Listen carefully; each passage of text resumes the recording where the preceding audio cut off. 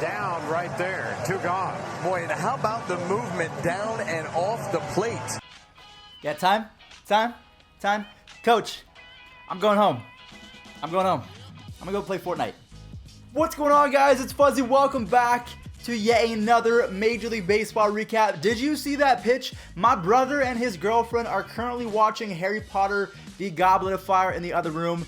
And let me tell you, I have not seen that much sorcery since that movie. What is Jose Alvarado doing? That is literally magic. In the comment section down below, what I want you guys to do is I want you to let me know, who do you think is the nastiest pitcher in baseball? I don't care if it's a lefty or a righty. I want to see some names down there. I think Jose Alvarado, he might have the #1 spot now. But we have some clips from Vladimir Guerrero Jr. Albert Pujols is doing Albert Pujols things. Well, kind of Albert Pujols from 2008, something like that. But there's a lot to talk about, so make sure you guys watch all the way until the end. And also, this video is powered by Seatgeek. So if you're going to any games or any concerts anytime soon, make sure that you use code FUZZY for $20 off your purchase so you can have some fun and save some money. So like I was saying, Vladimir Guerrero Jr. is showing up kind of because he does have a 146 batting average, but that average might be coming to an end because he officially has the hardest hit baseball in Blue Jays history. According to StatCast, this next hit was the hardest ever.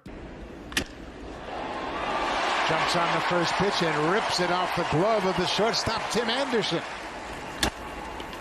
Ground ball, fair ball. Guerrero, long throw, and a nice one. Boy, the defense is sharp early on.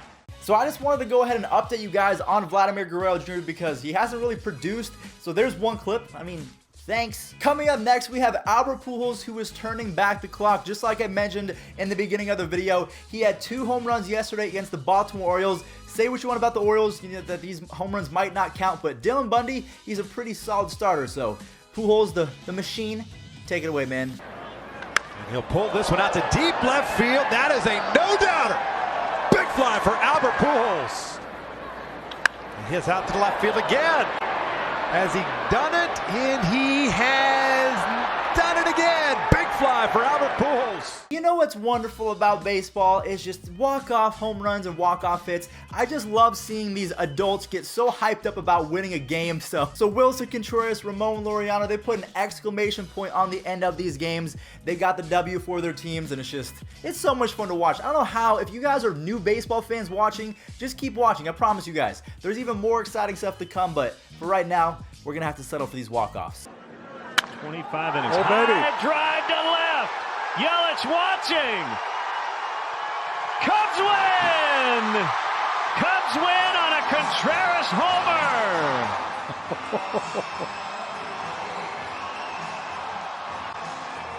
And Cole throws. Ramon hits a fly ball, popped into short right. Going out from second is Kipnis from right field, and the ball's getting dropped, and the A's have won the game.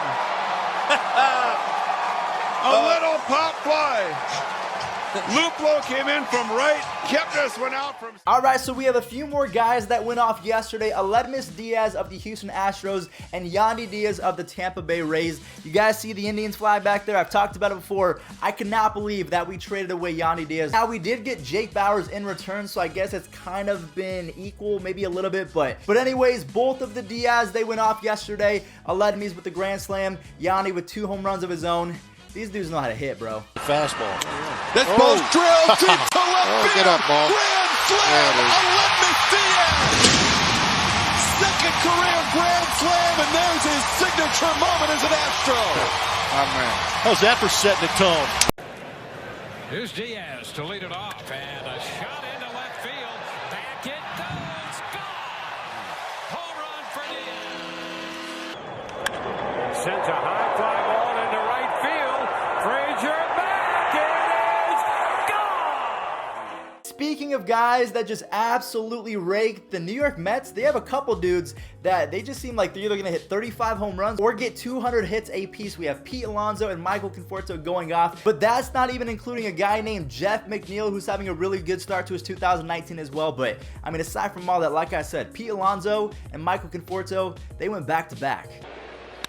Breaking ball hit out to right field. Back goes Cooper onto the warning track at the wall. It's out of here. Conforto drives one. Forget that. That is way out of here. So the Detroit Tigers and the Minnesota Twins squared off yesterday. They had a doubleheader. The Tigers won the first game because of a man named Ronnie Rodriguez. So if you've never heard that name, I don't blame you. I've never heard him until today as well. And then in the second game, DJ Cron put the Twins on his back. There's a lot of clips today, so I'm just trying to get through them as fast as possible. There wasn't anything too crazy. Like yesterday, there was Mike Trout hitting a home run for a fan when the fan asked for a home run. So yeah, nothing too crazy today. That's right. Rodriguez launches one to left center field, way back, and driven to left. Get out of here. The 1-0 to Cron. Belted to left, and a line drive homer. A 3-run shot from C.J. Cron. So I'm going to ask you guys a question. I'm going to go ahead and roll some clips from the San Diego Padres. My question for you is, do you think that Will Myers and Hunter Renfroe like hitting at Coors Field? And if you can't answer that question just yet, maybe answer it after this. In the air to left field. Back goes Dahl looking up, and Renfroe has left the yard again. A home run for Hunter Renfroe.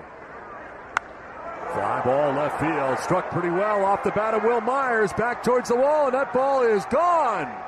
Alright guys, so I do have to be honest, I know this recap has kind of been a little bit different than normal, but it is Mother's Day. I'm recording this last night, so I'm a little bit delirious. I had a bunch of coffee today, so that's the only reason why I'm awake. But we have a few more games to talk about. The first one coming from the Braves. Brian McCann looks like old school Brian McCann. Him and Yoan Camargo come in clutch for the squad, and they defeat, I don't even remember who they were playing, but I know they won.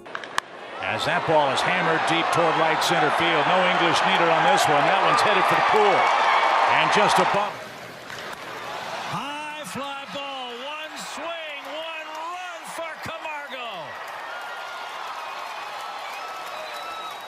All of you Red Sox fans, I told you everything was going to be okay. You went from really bad to 500 a couple days ago, and now you're 2 games above 500. So Michael Chavis, I'm going to give him credit and say that he turned the season around. When he got called up, that's when the wheels started spinning again for the Red Sox. And yesterday, I mean, Mitch Moreland, we got to give some credit to him as well. Him and Rafael Devers have had crazy starts, and they're raking. High fly ball. He tagged that one. Bruce to the corner. All the way back, and it's gone. Mitch Moreland strikes again. High fly ball. That one deep left. Back it goes. Gone! Sandy Leon with a 3-run shot. I hope you guys are enjoying the recap so far. We're just going through every single game. The next couple clips are going to come from guys that you've heard of before, but this one maybe not so much. Yolmer Sanchez of the Chicago White Sox, he's quietly having a really good start as well. He's one of the reasons why the White Sox were able to pick up a W yesterday. And then Yasiel Puig of the Cincinnati Reds. It's still weird to say that. We're a month into the season, and it's still weird to say Yasiel Puig of the Cincinnati Reds. Either way, he had a home run of his own yesterday as the Reds win as well. In the air left field, well hit. Hernandez going back. He's at the wall. It's gone. Home run number 1 for Yolmer Sanchez, and the Sox take the first lead this afternoon. In the air and hammered. That bad boy is way gone. To the Boo Birds here at Oracle Park, as Puig will take the grand tour amongst the Boos. Alright guys, so since it is Mother's Day, I just want to make sure that you guys go spend some time with him. So I'm not trying to make the longest recap of all time. So what we're going to do is we're going to show the clips from the games that I did not talk about. We have the Pirates game led by Gregory Polanco and Felipe Vasquez. We have the Nationals game with their brand new player, Gerardo Parra. And then last but not least, the Phillies put a pounding on the Royals by a score of 7-0. So we're going to go ahead and roll that. I just want to say happy Mother's Day to everyone out there. If you are a mother watching, I just want to say you guys are just amazing, and we couldn't do anything without you, obviously. I mean, I wouldn't be here without my mom. So, Mommy, if you're watching this, I love you so much. Thank you all so much for your support. I will catch you guys in the next one. Enjoy the highlights. There's a liner toward the gap in right center field. And yes, a chance to tie it right away. They will. Polanco headed toward third. This cup of coffee wants 3. And it's 1-1. 2-2 pitch.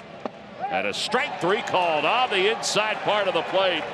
6 strikeouts. And a strike 3 called on the outside corner. Zach Eflin with his 7th strikeout of the night. And Parra, high in the air, deep right center. See you later. His first hit as a National is a grand slam.